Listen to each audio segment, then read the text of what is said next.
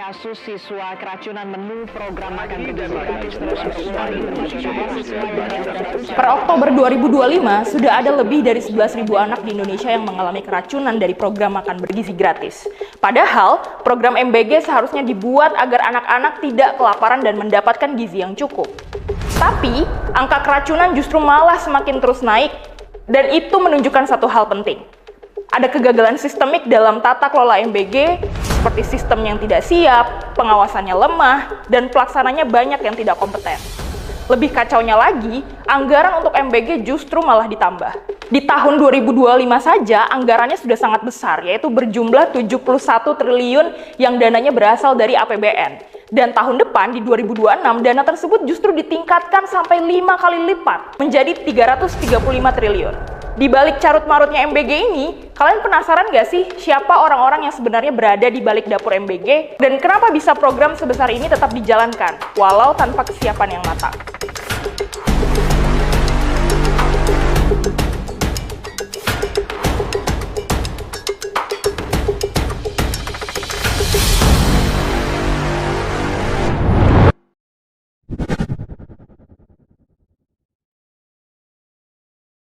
Dengan berbagai masalah dan juga carut-marut dari pelaksanaan program MBG ini, maka kami melakukan penelusuran lebih lanjut untuk menemukan adanya indikasi praktik patronase dan juga konflik kepentingan yang diduga kuat hinggap di dalam yayasan yang menjadi penyedia dari MBG ini. Kami mengumpulkan daftar sebanyak 220 yayasan yang berasal dari laman Badan Gizi Nasional dan juga dikumpulkan dari pemberitaan media, yang kemudian 220 yayasan tersebut dicari aktenya di portal milik Dirjen Administrasi Hukum Umum milik Kementerian Hukum Republik Indonesia, hingga datanya mengerucut menjadi 102 yayasan yang datanya dapat diakses dan kemudian diolah lebih lanjut.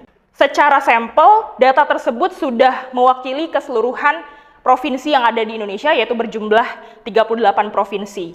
Dan dalam temuan ini, afiliasi yang dimaksudkan adalah keterhubungan dari individu-individu di dalam yayasan yang namanya tercatat pada akte yayasan, yang kemudian memiliki keterhubungan dengan individu lain maupun institusi lainnya.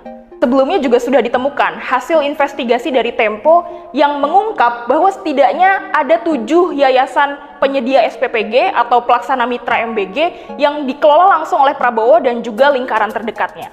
Hasil penelusuran kami menunjukkan adanya temuan pada sejumlah kategori ini. Di antaranya 28 yayasan terafiliasi dengan partai politik, kemudian 18 yayasan terafiliasi pebisnis dan swasta, 12 yayasan terafiliasi dengan birokrasi pemerintahan, 9 yayasan terafiliasi dengan kelompok relawan dan atau ormas pendukung kampanye Pilpres 2024, 7 yayasan terafiliasi circle dan orang dekat pejabat, 6 yayasan terafiliasi militer, 4 yayasan terafiliasi dengan mantan penyelenggara negara, 3 yayasan terafiliasi dengan individu yang pernah tersangkut dalam kasus korupsi, dan 2 yayasan terafiliasi dengan kepolisian dan kejaksaan. Pada kategori yang pertama, kita mulai pada afiliasi terhadap partai politik. Sebagaimana teman-teman bisa lihat bahwa Partai Gerindra yang juga dipimpin oleh Presiden Prabowo menempati urutan pertama sebagai partai yang terafiliasi dengan individu paling banyak di yayasan penyedia MBG. Posisi selanjutnya diikuti dengan Partai Keadilan Sejahtera atau PKS yang terafiliasi dengan 5 yayasan, dan kemudian ada Partai Amanat Nasional atau Partai PAN yang terafiliasi dengan politisi yang berada di 3 yayasan. Dari 44 politisi yang tadi ditemukan, ada 4 anggota legislatif yang saat ini masih aktif menjabat. 4 orang tersebut terbagi dari 1 anggota legislatif di tingkat nasional dan 3 orang anggota legislatif di tingkat daerah. Selain 4 nama anggota legislatif yang masih aktif menjabat, ada juga 4 nama lainnya yang pernah tersangkut dalam kasus korupsi yang ternyata merupakan bagian dari yayasan penyedia MBG. Dengan adanya sejumlah nama yang pernah tersangkut dalam kasus korupsi ini, maka kita patut mempertanyakan apakah proses untuk mengecek rekam jejak dan juga kualifikasi dari yayasan untuk bisa diterima sebagai penyedia SPPG sudah dilakukan dengan cukup baik atau belum. Pada temuan berikutnya, kami menemukan adanya jejak keluarga polisi di balik dapur MBG yang ditemukan melalui Yayasan Kemala Bayangkari. Dari hasil penelusuran kami, ada 3 nama petinggi di kepolisian yang bisa ditemukan dari yayasan ini. Yang pertama adalah Wakapolri Komjen Dedi Prasetyo yang merupakan suami dari ketua yayasan ini. Kemudian Kapolri Listio Sigit Prabowo yang merupakan suami dari pembina yayasan ini. Dan juga penasihat khusus untuk reformasi Polri sekaligus mantan Kapolri Ahmad Dofri yang merupakan suami dari pembina Yayasan Kemala Bayangkari. Dengan hubungan kekerabatan berupa suami istri tersebut, maka kita bisa melihat bahwa yayasan ini mengarah kepada para petinggi di kepolisian. Temuan kami berikutnya menunjukkan hubungan dengan aparat penegak hukum lain, yaitu kejaksaan. Kami menemukan adanya jejak jaksa di balik MBG swasta yang mana mengarah ke Yayasan Inklusi Pelita Bangsa. Di dalam yayasan ini ada dua jaksa, yaitu Reda Mantovani dan juga Denny Ahmad. Reda merupakan Jaksa Agung Muda bidang intelijen, sedangkan Denny merupakan Kepala Kejaksaan Negeri Kabupaten Bogor. Keterkaitan antara yayasan ini dengan penyediaan MBG dilaksanakan dalam bentuk skema MBG swasta.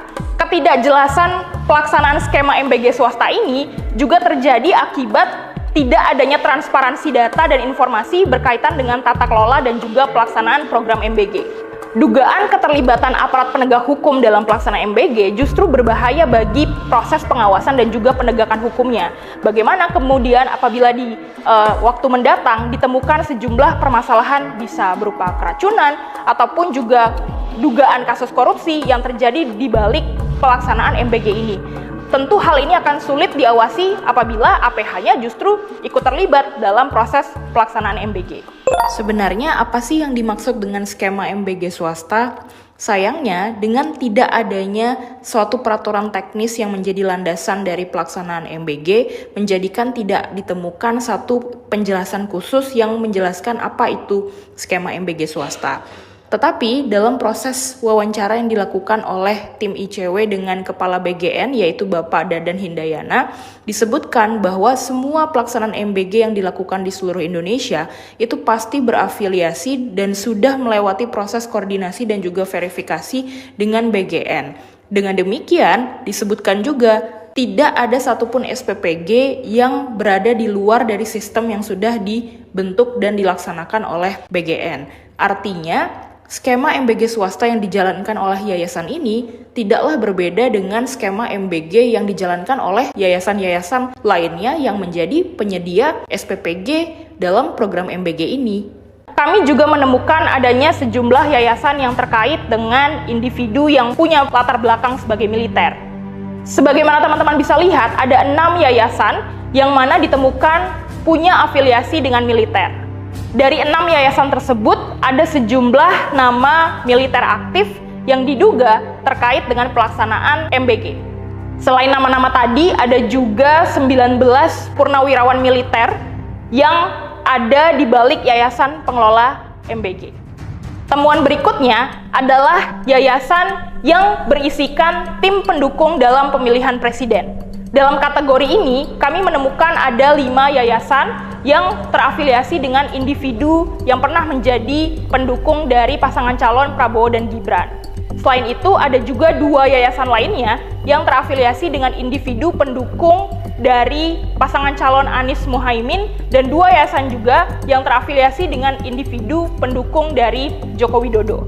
Bentuk afiliasi tersebut bisa berupa keikutsertaan ataupun jabatan struktural individu di dalam yayasan pada organisasi masyarakat maupun kelompok relawan lainnya yang pernah menjadi bagian dari tim pemenangan dari para pasangan calon tersebut. Selanjutnya teman-teman, pada kategori berikutnya kami menemukan adanya sejumlah yayasan yang terafiliasi dengan individu yang memiliki jabatan di birokrasi pemerintahan.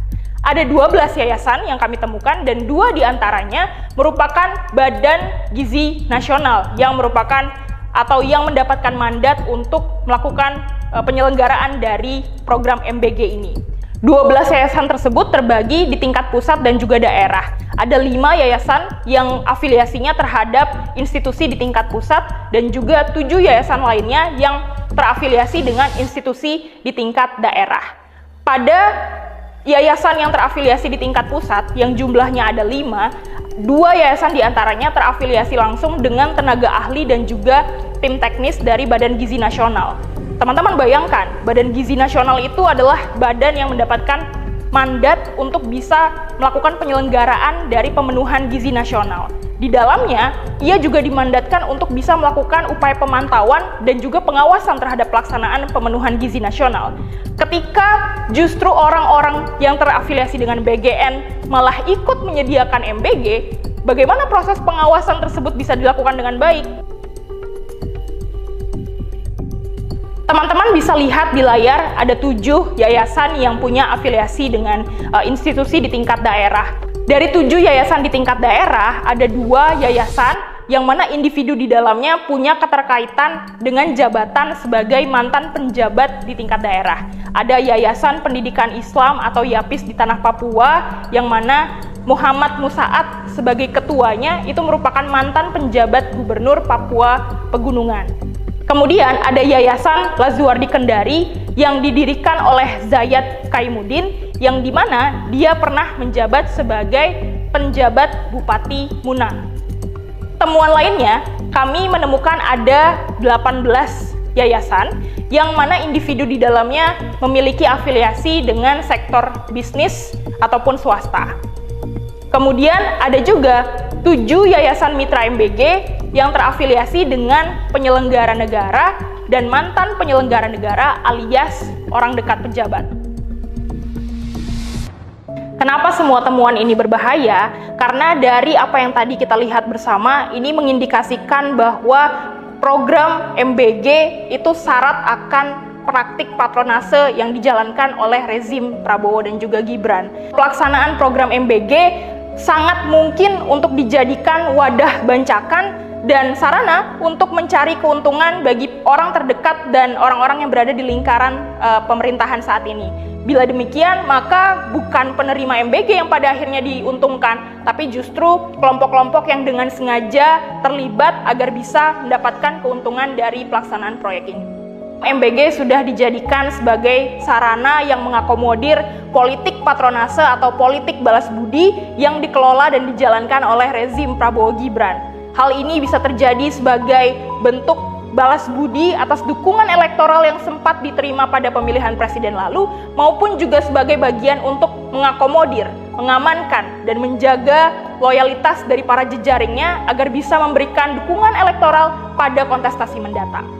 Jika hal yang demikian yang terjadi, maka penerima manfaat dari program ini, yaitu siswa dan juga ibu hamil dan juga ibu menyusui, tidak akan bisa sepenuhnya mendapatkan manfaat dari program MBG. Yang mendapatkan manfaat dan keuntungan justru elit yang berada di lingkaran pemerintah dan rezim saat ini.